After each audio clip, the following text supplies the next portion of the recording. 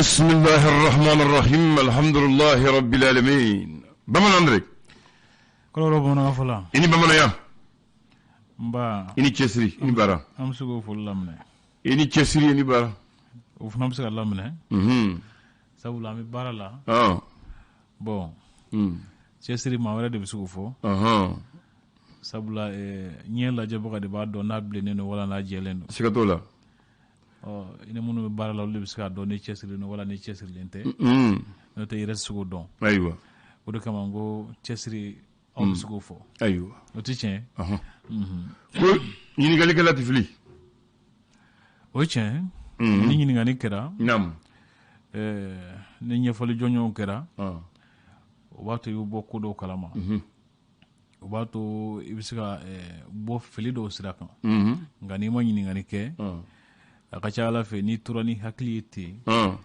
i t'i ɲɛ sɔrɔ ko la i t'i kunnafoni sɔrɔ ka bɔ fili la maa kelen n'u tɛ ko dɔn ni i bɛ ka taa jelibugu la sisan n'i t'i jelibugu sira dɔn n'i ko ten ko n bɛ taa i bɛ se ma dara k'i tɛ se dɛ i bɛ se dɛ nka n'i ɲininkali kɛ ko jelibugu sira bɛ min mɔgɔ tɛna sɔrɔ ka sira yir'i la na o de kama a fɔ ko ɲininkalikɛla tɛ fili ɲininkali tɛ fili mais ko a bɛ se ka jaabi jugu sɔrɔ i bɛ se ka jaabi jugu sɔrɔ o fana bɛ a ko la sabula n'i bɛ ɲinini na tuma dɔ i tɛ jaabi ɲɔgɔn sɔrɔ a bɛɛ bolo i y'a faamu i bɛ se ka bɛn ni mɔgɔ dusumango ye i bɛ se ka bɛn ni mɔgɔ yɛrɛ fana min tɛ a ko ɲɛdɔn a bila o bɛ gɛlɛyaw ko fɔ mɔgɔya la n'i bɛ taama la n'i bɛ ko ɲɛɲini na tuma dɔ a t'i n'a fɔ k'a bɛɛ bɛ kɛ ko sabatilen ye k'a bɛɛ bɛ k'i sago ye i bɛ gɛlɛyaw sɔrɔ sira la i bɛ degun sɔrɔ sira la ne hakili la ɲininkalikɛla bɛ se ka jaabi kolon sɔrɔ a bɛ se ka ɲɛfɔ ten ayiwa n b'a ko jɛri mun ye ko ɲininkali ye tiɲɛ ye ko mɛ hakili ma si olu fa ɲininka o ye tiɲɛ ye o ye tiɲɛ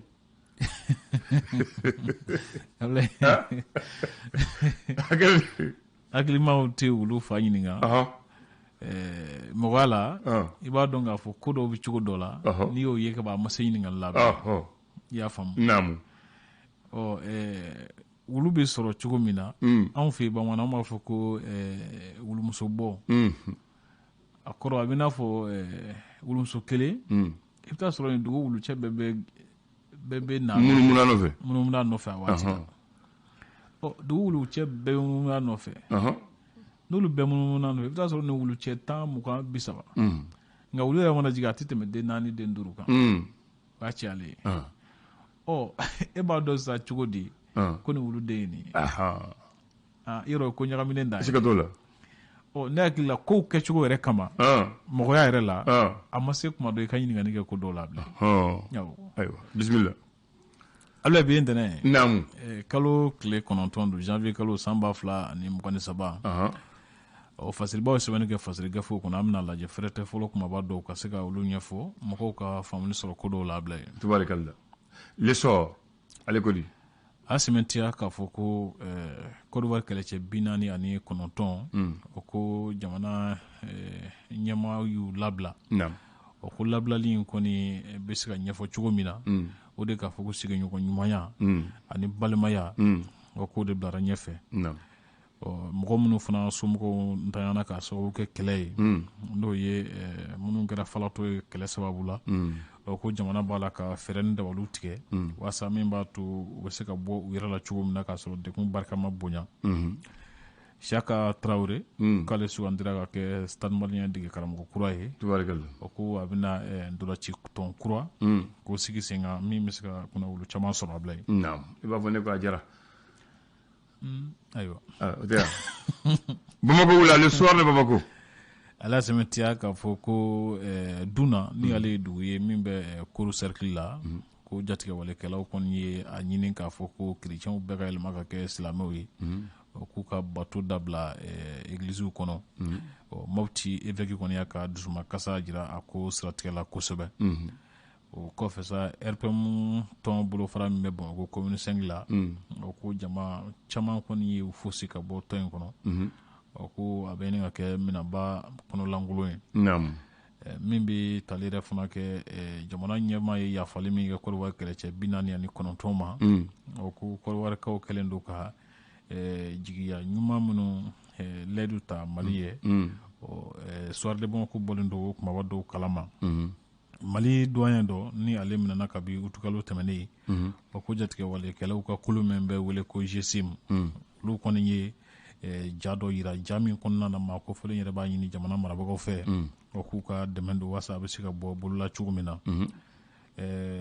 min bɛ tali kɛ lycée public min bɛ an ka jamana kɔrɔbɔdugu bɛ wele ko Burem o k'o tɔgɔ yɛlɛmana ka da Aissata Cissé la ni bɛɛ lajɛlen b'a wele ko Chateau o ko o latigɛ ma bɛn fiyewu lycée ɲɛmaa ma n'o ye proviseur ye o ma lycée yɛrɛ ta ye wa faso ta kɔni don ni faso y'a kɛ ko yɛlɛma a tɛ bɛn ma a kuma fa cɛn dɔ ayiwa ɲininkali don a tɔ kan ka ca ayiwa lɛkaɲɔ ala y'a sɛmɛntiya k'a fɔ ko hakilila ɲini kalata min bɛna kɛ sariya sunba kura kan n'o ye référendum ye o yala ko a bolo dalen don cogo min na mars kalo nata tile 19 ko yala k'a bɛna se ka kɛ o kɔnɔ wa o ka a ministre ɲininka bilen ɲininkali tɔ min bɛ fɔlɔ o kɔfɛ sa min bɛ tali kɛ Batuli Ɲani o ko ale tun bɛ Kayi k'a ye waleɲuman caman kɛ ale bɛ sanga la sisan dɛ taama in senfɛ a bɛ sanga la sisan a b'a ka waati la ale wari tɛ ayiwa kɔni bɛɛ b'a tɔgɔ fɔ kɔni fanda ɲɔgɔnna kɔnɔ ni wari b'i bolo i bɛ sanga sɔrɔ ne y'o de fɔ ko a b'a ka waati la o de don ne ko bɛɛ n'i ka waati dɔn tɛ wele dɔn na o ye tiɲɛ o kɔfɛ maa minnu ni olu ye transitaires ye ani minnu olu jɛw o ko ŋaniya caman b'u la ka ɲɛsin Mali sɔrɔ yakubali siraw ma wɛrɛɲɛw bɔlen don a dɔw kalama ka sɛmɛntiya fana k'a fɔ ko FAFPA ka muso baaraboloda min bɛ ɲɛsin musow ka sen yɛrɛ kɔrɔ sabatili ma o ko muso 100 jate minnu bɛ AFC kɔnɔna na AFC Mali kɔnɔ o ko olu kɔni degera taabolo dɔw la abilɛ gafe mun tɔgɔ l'indépendant ale ye mun sɛbɛn Côte d'Ivoire kɛlɛcɛ 49 in labilali ko politiki mɔgɔw nisɔndiyara a ko la kosɛbɛ tubarikala u y'a jira k'a fɔ ko nin ko ɲɛnabɔra k'a sɔrɔ mankan ma kɛ o ko ye nisɔndiya ko ye min yɛrɛ fana bɛ tali kɛ Alassane Dramane Ouattara o ko ale kɔni kɛlen ka finitigi ninnu kunbɛn ko a y'a jira k'a fɔ ko malidenw ni Côte d'Ivoirekaw k'an ye balimamaw de ye abilɛ URD kɔnɔ professeur Saliku Sanogo y'a jira k'a fɔ ko min ye jɛgɛmisɛnya ko ye ale bolo o de k'a fɔ ko jamana marabagaw b'a la ka ɲɛmaa dɔ diyagoya tindi tɔn in kunna gawo o ko maa dɔw bɛ yen nɔ minnu ni bɛnbɛ k'u kan k'u ɲɛkɛnɛ karaba ten kosɛbɛ ye o ko b'a la ka caya sisan nin waati ninnu na gawo o man ɲi les échos wele n'u sara CNT la ale y'a sɛmɛntiya k'a fɔ ko jamana mun b'a la k'a fɔ ko n'i ye cɛmancɛ fanga ka hakilila dɔw jira k'a fɔ k'u man ɲi ni hakilila n'u ka hakilila tɛ kelen ye k'u bɛ wuli k'i kɛlɛ k'o kuma tɛ tiɲɛ ye ko mɔgɔw ka dɔn k'a fɔ ko bɛɛ lajɛlen ni hakilila don jamana in kɔnɔ min bɛ tali kɛ CNT yɛrɛ fana a kuma n'o kan k'o kɔni ye cɛmancɛ fanga ngulomaba dɔ ye min ni jigi dalen don a kan kosɛbɛ ka sababu kɛ yɛlɛmaba minnu kan ka don jamana maracogo la sariya ko siratigɛ la o ko a sababuba ye o ye o kɔfɛ sa ko ja minnu bɛ to ka bila bɔlɔlɔw sanfɛ ani fo ka taa se telesow la o ko jɛmukan don jɛmukan minnu ni seko ni dɔnko tigilamɔgɔw bɛ ɲɔgɔn lagosi o ko fana jate kan ka minɛ abilɛ o kɔfɛ min bɛ tali kɛ gafe ko sira kan o ko gafe kura dɔ min sɛbɛnna o jara fɛ o ko a bɛ sɔrɔ an ka gafe kalanyɔrɔ bɛɛ lajɛlen kɔnɔ kaban sapeur pompeau ye kunnafoni di fɛɛrɛ kura sigi sen kan min bɛ wele ko plateforme SOS sécurité o ko ɲɛmaaba ye a ko sigi sen kan min b'a to ala k'an kisi ni kasara kɛra mɔgɔw bɛ se ka sapeur pompeau lasɔrɔ nɔgɔya la cogo min na office Niger ɲɛmaa danga Amadou Cissé o ko jala dɔ médaille dɔ dira ale ma min bɛ wele ko officier du mérite agricole très bien ka da ka cɛsiri kan abilɛ alhamdulillah ni mi cɛsiri dɔ bɛ kɛ cɛsiri jala ye n'o tiɲɛ ala kana an kɛ cɛsiri jala ye l'indicateur de nouveau a ko dugu min bɛ wele Niger ko Asamaka o ko maliden 600 ni kɔ a ko olu kɔni bɛ dekun ni misi sugu bɛɛ lajɛlen na nin yɔrɔ kofɔlen na Batuli Ɲang ko ale ka kayitaga sen fɛ ko a ye senkɔrɔmadon kɛ ka ɲɛsin farikolo ɲɛnajɛ ma sirakan boli bɛ se ka kɛ lafiya la cogo min ka sɔrɔ kasaraw ma bonya ani fo ka taa se musoya yɛrɛ sankɔrɔtali o ko a ye wale caman kɛ ka ɲɛsin olu ma Kayi mara la Fili Sisuku Madame Boire o ko n'ale bɛ kaso la o ko a ye sɛbɛn dɔ ci jiginna kiritigɛlaw ma ka ni fo ka taa se nominalikɛlaw ma ka sɛmɛntiya k'a ka dusumakasa jira k'a fɔ ko ale ka fiɲɛbɔda sɔrɔlen n'o ye liberté provisoire ye ko o gulonni min kɛlen don sefa wari miliyɔn 500 sarali la o ko so t'ale k'a kɛ bɛ ka dusumakasa kosɛbɛ o kɔfɛ Ahmed Sow ale y'a sɛmɛntiya Renouveau Téléso sanfɛ k'a fɔ ko n bɛ se n yɛrɛ kɔrɔ k'o tɛ kuma gansan ye ko waleya dɔw de kan ka kɛ ka ko dankɛnɛmaya o kɔfɛ min bɛ tali kɛ Kɔdiwari kɛlɛcɛ 49 ye k'u kunbɛnna bonya ni yanga bɛɛ lajɛlen kɔnɔ jamana ɲɛmaa fɛ Alassane Dramane Ouattara sɔgɔnafin ko sigidalamɔgɔw kɔni y'a sɛmɛntiya k'a fɔ ko olu ka dugukolo min n'a b'a la ka ŋanamu la k'u tɛ jɛn n'a ye ko sigidalamɔgɔw wulilen don k'u jɔ a ko kama Abilandani Amadu Ouattara commune 5 la ko ale sugandira ka bila RPM tɔn ɲɛmaa jɔyɔrɔ fa b'a la fabaya la Musa Temenini a jɛw kɛlen kɔ ka walan sɛmɛ kuma in ye sɔgɔmada na kunnafoni teliw ni dɔ ka ba masa dɔ ka naati jɔ o ye tiɲɛ diɲɛ dɔw ye cogo di diɲɛ o ye voilà taa mi kɔ don fɔ ko faamu ni dɔ ka ba masa dɔ ka naati ja yɛlɛma fana mi k'o ja Ouattara ka nama ja kosɛbɛ a bɛ kɛ o cogo di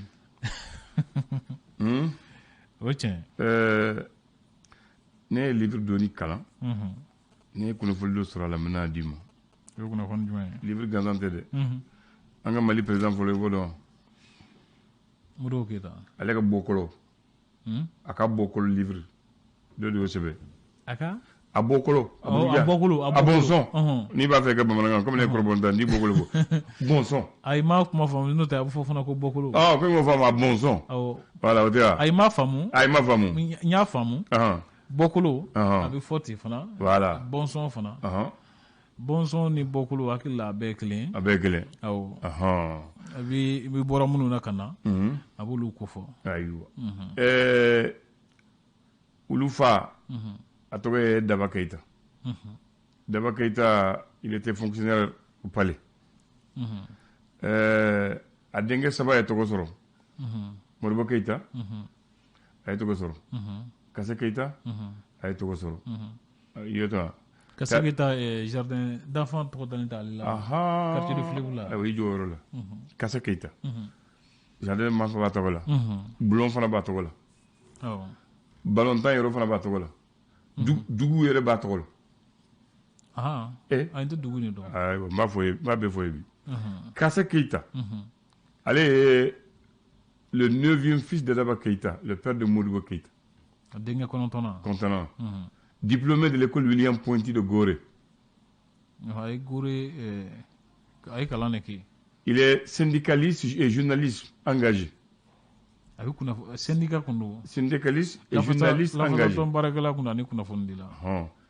il fut le premier secrétaire à l'organisation de l'USRDA au congrès de 1946 URDA secrétaire fɔlɔ oui le secrétaire à l'organisation au congrès de 1946 c'était né à Bamako il était le secrétaire à l'organisation il est mort en première ligne dans le combat pour la décolonisation du Soudan et de l'Afrique entière il est mort en 1957 à l'hôpital du Pongé yɛrɛma hɔrɔn kɛlɛ fɔlɔ minnu kɛra ale tor'o la en faisant le combat tor'o la a tor'o kɛlɛ la en 1957 il est mort à l'hôpital du Pongé ici au Soudan pour que o k'a dɔn ye jardin d'enfant Kassé Keita y'o fɔ sisan maa caman maa ba caman ye kalan kɛ au jardin d'enfant le quartier du fleuve là le stade de Gao on l'appelle stade Kassé Keita le stade de Gao mairie b'a la Selekini ka ɲɛsin Carrefour de Jeunes ma ka tɛmɛ Malitel kɔrɔ la ka taa ɲɛfɛ c'est ça l'avenue Kassé Keita mairie b'a ni Carrefour de Jeunes ka taa bila fo Babemba la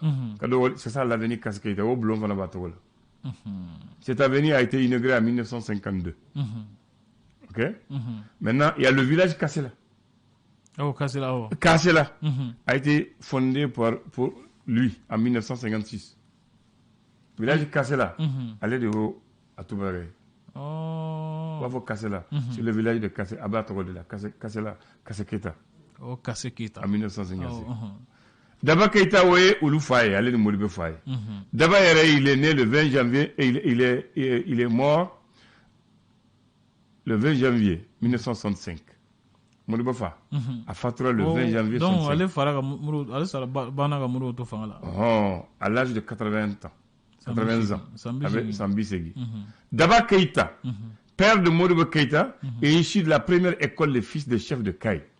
Donc, Moribe Faye, allez faire la calane. Diagoya, femme de Moumina école là. Allez au Gersa Kosora Kodo école. Toi, où fait? Ouais. Daba Keita, le père de Moribe Keita, il a marié 4 femmes. Mousso Nani. Mousso Folé Daba Keita a 4 femmes. Mousso Folo, où est Moribe Reba, Hatma Kamara. Allez d'un Koronto de Soro. Allez, Keita de Bala. Maintenant, à Flana, Yagara Keita dit Yaya, allez d'un Worosoro. Savana, Nyumanjo Traoré, Alema Fensoro. Yuma Diallo, Nanina, ou le phénomène de Soro. Mais d'un Moussofla de Dentane Durudam. Dentanduru. Dentanduru. O Dentanduru, ou Betofle. Hawa Daba Keita. Male Keita, Masira Keita, Suleiman Keita, Cheikh Keita, Gaussou Keita, Modibo Keita, 7e fils de Daba. Donc, Ibrahim Keita, Kasse Keita, petit frère de Modibo, 9e fils. Makan Keita, Kumbati Keita, Issa Keita, Moussa Keita, allez de Tati. Wande Keita, Bintu Keita Dima. Une des Dentani Durmou sur la Modibo, Fafe. Donc, voilà, Sabaye Togo sur le Kayanga, Kelenke président, Kelenke Tokobaye, Flana Fanakere, ministre Tati. Tati. Ouais. Bafo au moment Moussa Keita. Voilà. Donc, ni de tout le monde qui a fait, ni livre comme avec un ami, ni yoroni ni jarem comme dans Fomoui.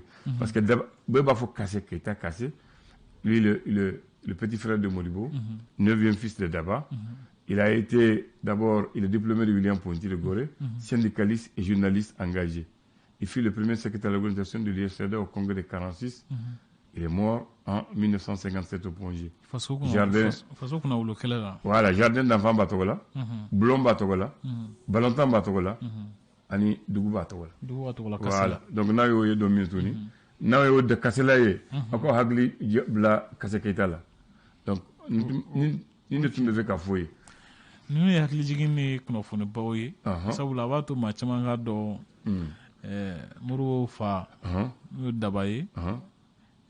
Aye de hake mun sɔrɔ muso minnu kun b'a bolo ani k'a dɔn yɛrɛ fana da kunna dama la u ka ɲɛnamaya kun bɛ cogo min na o tɛ o don mɔgɔ mun ye gafeni sɛgɛ ale tɔgɔ ye Moulay Hassan Keita, fils de feu Massira Keita, grand frère du président Modibo Keita.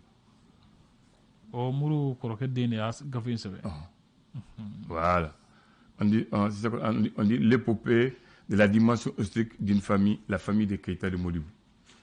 O tɛ somɔgɔ o tɛ kunnafoni tali a sun kɔrɔ sa. Siga t'o la. O bɛ di. O don. A bɛ n'a fɔ Modibo kɔrɔkɛ wala a dɔgɔkɛ de y'a sɛbɛn. O tɛ. Nka bɛ n'a fɔ Modibo kɔrɔkɛ wala a dɔgɔkɛ de y'a sɛbɛn. Voilà. Parce que an t'a dɔn min ka kɔrɔ mun ye. Masire. Min ye gafe in sɛbɛn kɛ. Non, olu ye den de ye. Olu ye denw de ye. O den de don. Moulay Hassan Keita, il est le fils de Massira Keita, grand frère de Modibo. Ne ko mun ye gafe in sɛbɛn o jumɛn ye. O de ye Moulay Hassan Keita ye a tɔgɔ don. Ale ye Modibo kɔrɔkɛ den de ye. Voilà. I y'a faamu wa? O tɛ Modibo kɔrɔkɛ. Modibo kɔrɔkɛ den. Modibo balima. Ale Masire. Ale ye Modibo fa den sabanan de ye. Modibo den de don. Modibo den don. Modibo den de don. Voilà. Massire Keita, Modibo fa den sabanan de don. Modibo yɛrɛ ye wolowolona ye, Kassé ye kɔnɔntɔn ye. I y'a faamu wa? Voilà. Donc Modibo kɔrɔkɛ den de ye gafe sɛbɛn. Voilà. A bɛ n'a fɔ Modibo den de ye gafe sɛbɛn Modibo yɛrɛ kan. Voilà. O tɛ. I b'o don. Tabarikala. A' ni ce. O kuma i ni ce. Kanbɛ.